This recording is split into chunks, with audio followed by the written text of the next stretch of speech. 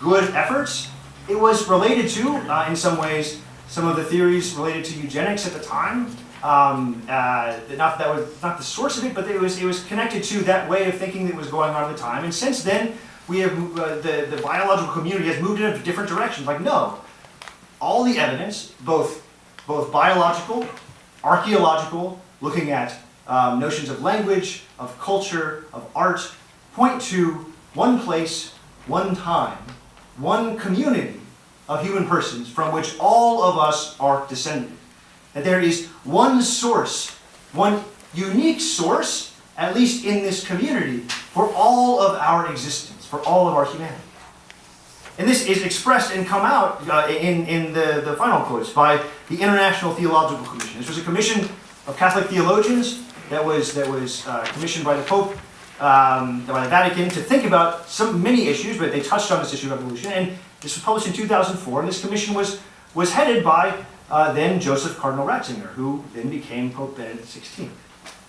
And they say two particular things they say about evolution, a little bit separated in the document, but the first is, while the story of human origins is complex and subject to revision, physical anthropology and molecular biology combine to make a convincing case for the origin of human species in Africa about 150,000 years ago in a primordial population of common genetic lineage. This is just a statement of the then current understanding of biology, which is broadly speaking the same understanding we have now.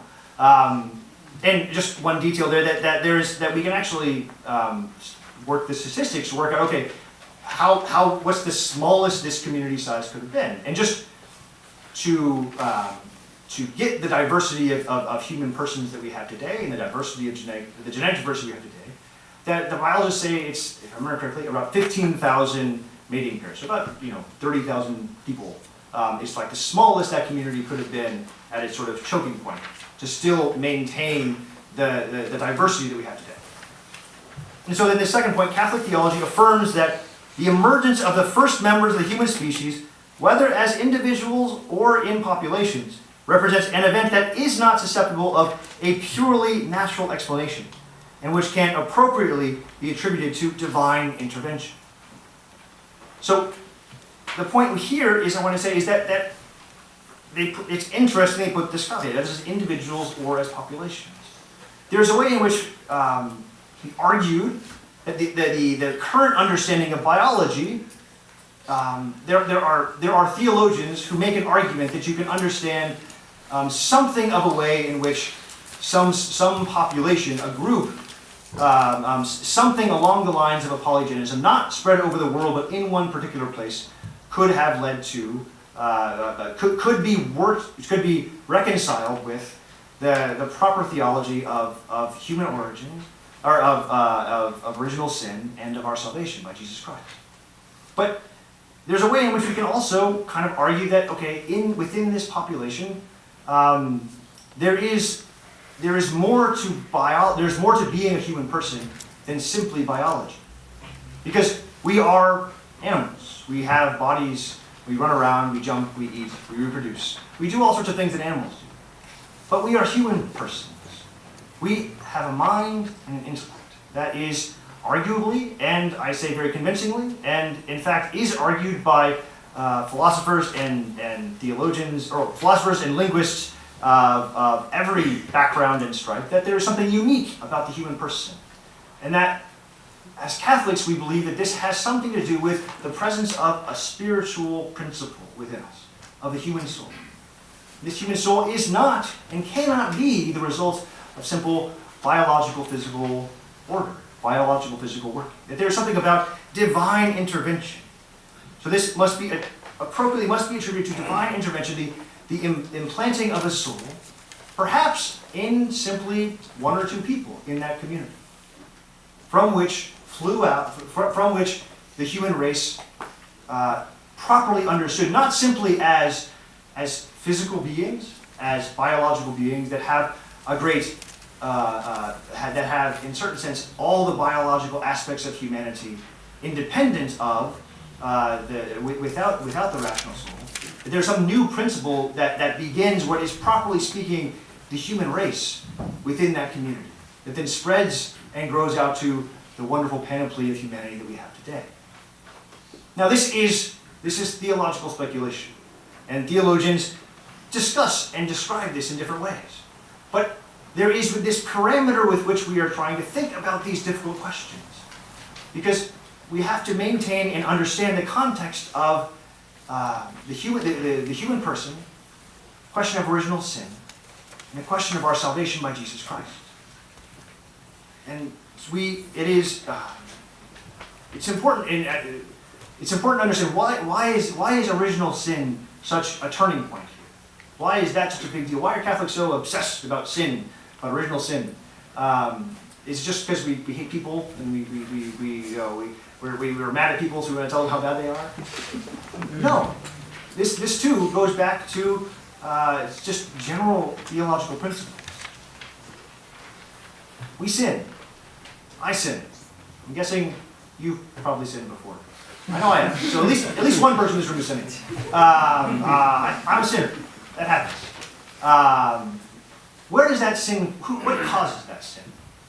Where does that sin come from? What is it that brings about that activity by which I do what is arguably just not good for me? And in a theological context, what is not what the Lord wants me to do, and what not what the Lord wants me to do, because it's what's going to make me happy. Why is it that I fight against this? Where does that come from?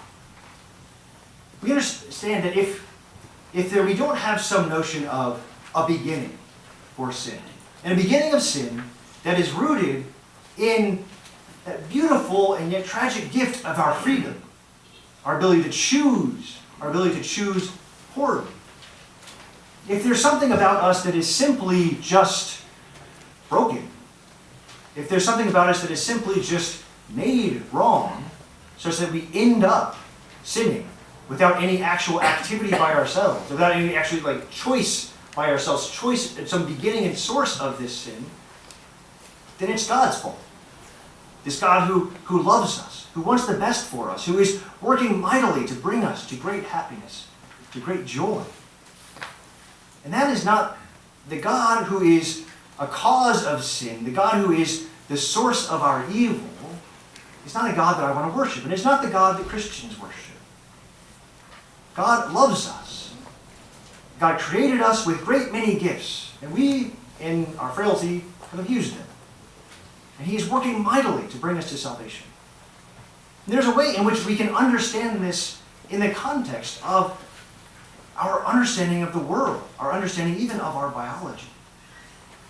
So, with that, I want to just close with this understanding that why would God have created in this way?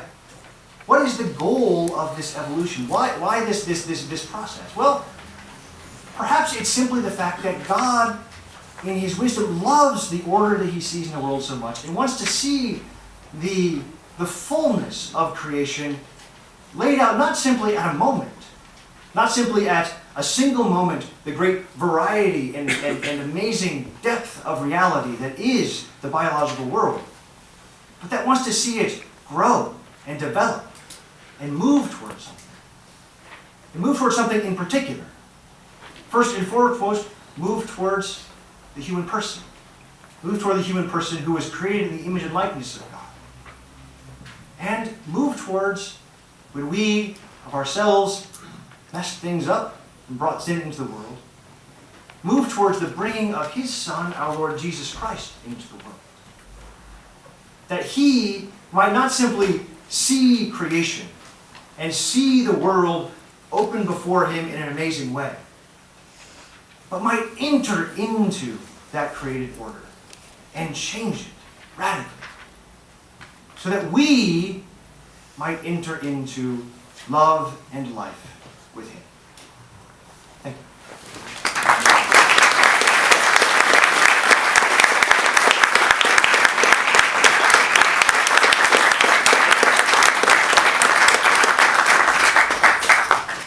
Thank you very much, Father, for that wonderful reflection. No, and now we have a few minutes for question and answers. We have Darren. Darren is a recent graduate in physics, and he is part of our Genesis Faith and Science Forum. We meet on a bi-weekly basis here at the university, so he'll be moderating with some questions. So if you have a question, you can raise your hand, and then you can just speak in a loud voice. you can do that, that'd be great. Yeah, Questions? Go ahead, Jeff. I have a question here. Father? So my question is, God created in a state of journeying. So everything is in a state of journeying. It's developing. Is the created world a non-human created world? Mm-hmm. The cosmos, ecosystems, the weather. Are they as God wanted them to be? Or do they somehow suffer from the fall like we suffer from the fall? Mm-hmm. And how? And how can we know? Yeah. So, That's the question. two parts to that answer. So do they exist as God? So, step aside. Let me just make sure I say this right. Do they exist as God wants them to exist right now? I'm going to play the Dominican card. I'm going to make a distinction. So, in a sense, yes, they do. In a sense, no, they don't. How yes? Nothing that exists, nothing that happens, is outside of God's providence in that ultimate sense. Even in a way, sin. God does not will sin. God does not want sin in an absolute sense, but He allows it to bring about great good. This is most expressed most beautifully in the prayer of the church about original sin, about that first, oh, happy fall, which won for us so great a redeemer. That God can take great evil and bring great good out of it. And so, is it God's will that it's snowing right now? That there is snow at all? That our planet, that there are, well, actually, however many planets astronomers say there are now, in our solar system? Yes. Has the fall had an effect on creation? Yes. But a distinction, I think, is a very important one that St. Thomas Aquinas makes. Because what has changed in the fall?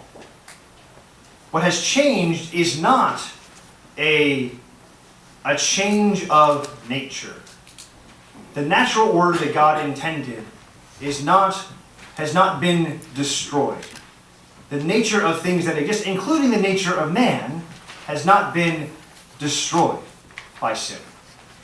It has been wounded by sin. And the greatest loss in sin is the loss of grace.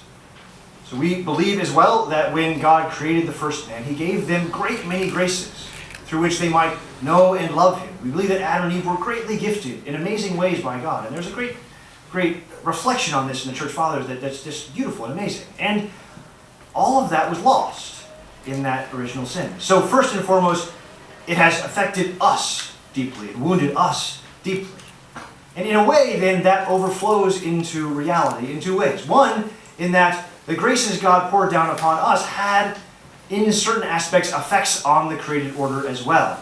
Most especially in their relationship to us, that they might be for our service and for our good. And so that we had graces such that work would not be hard. That was lost. So suddenly we have to work hard and fight the soil in a way that it would have somehow been, in a certain sense, ordered to us and subservient to us, to Adam and Eve.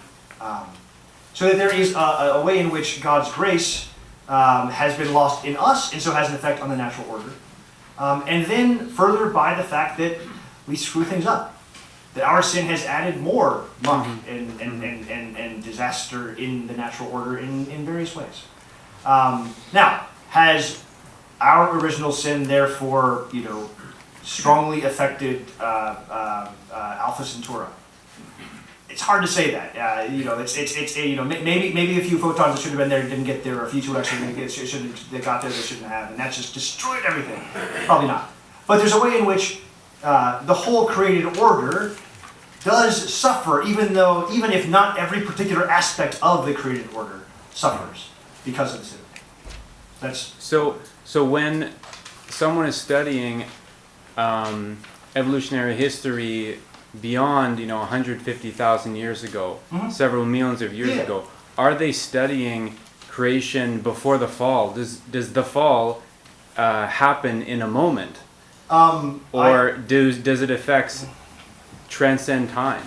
So, no, I mean, this is a good and important question. I think, again, I've heard different kind of discussions about how to think about that. Yeah. I would argue that the particular graces that we think of when we think of the notion of paradise and the notion that of the great blessings of the created order that it was to man, to the first human persons, to flow through those human persons.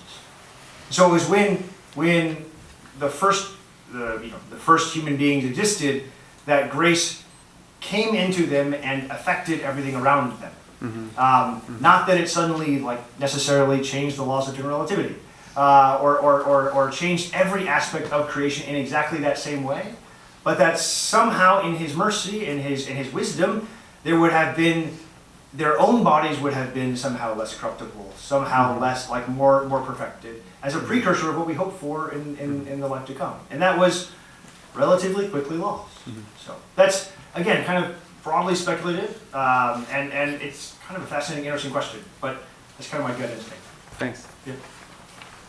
We have time for about one more question. I think I saw that hand up first. Yes, you.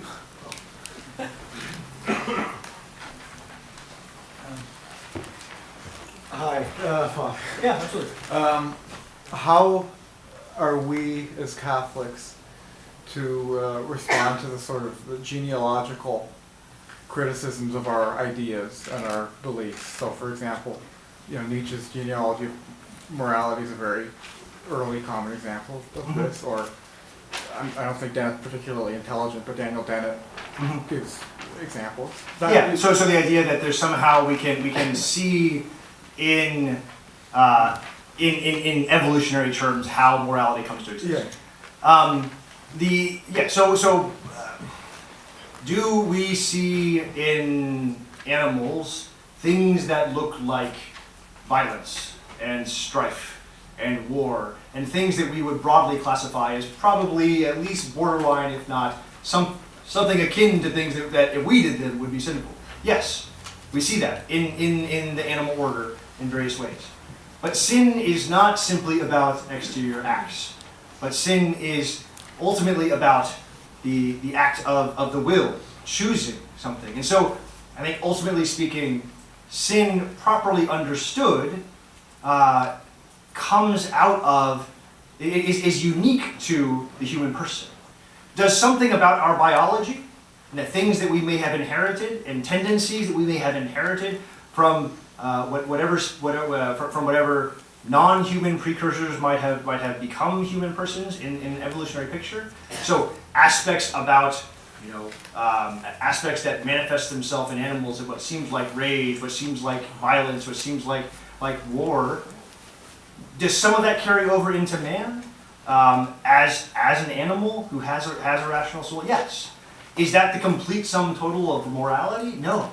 Because morality is more than simply just me reacting for my own good or the good of my species.